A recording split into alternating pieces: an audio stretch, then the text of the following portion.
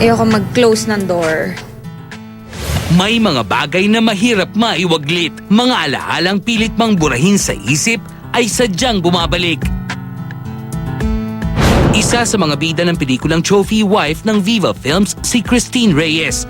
Bagamat malayo pa sa kanyang isip ang maging isang may bahay, just what is her ideal life partner? Isa lang ang gusto ko, God-fearing. Samantala in the movie Trophy Wife ay kasama ni Christine si Heart Evangelista na first time niyang ma-meet. Nagandahan daw si Heart sa kanya. Nagulat din ako kasi bigla siyang pumasok sa room. Pero okay naman, bayat naman niya. And super cute. Pretty, yun. Kung maayos sila ni Heart, may namumuubang intriga sa kanila ni Pauline Luna sa throwback picture kasi ni Christine sa Instagram.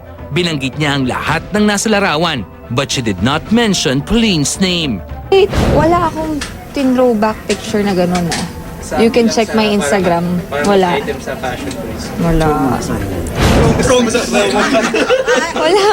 Alam ko lahat ng pinupost ko, wala akong in-Instagram na gano'n.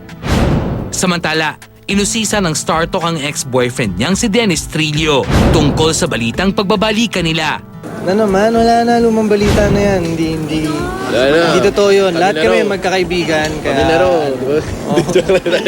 Dagdag ni Dennis, of all her exes ay nananatiling malapit sa kanya si Christine, prompting showbiz kibitzers to think they're back in each other's arms.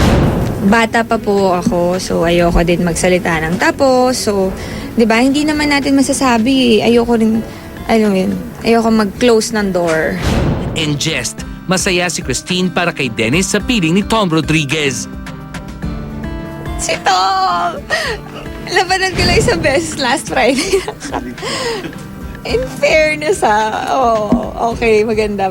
Kasi hindi mo siya tinext, hindi mo siya tinuwit, si Dennis na natawa ka. Sabi ko, good job. Sabi ko sa kanya, good job.